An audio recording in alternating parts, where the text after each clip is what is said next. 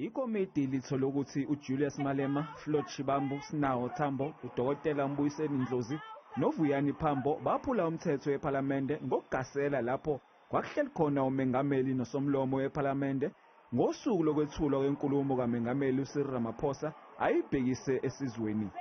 The suspension of the members without remuneration for a month starting from the 1st of February to the 29th of February 2024. Amalungu ePhalamende amela amaqembu ehlukene avumelana ngo-elethu ngesijeziso esitholwe ngamalungu E-Eff athi kuzoba isibonelo nakwabanye.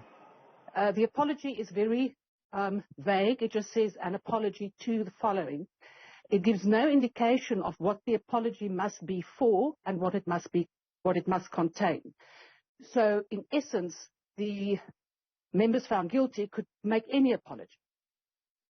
So I think that we must just be more specific in terms of the content of the apology to be given. IKomidi lizoshicilela umbiko walo ePhalamende ukuba udingidwe ngamalungu.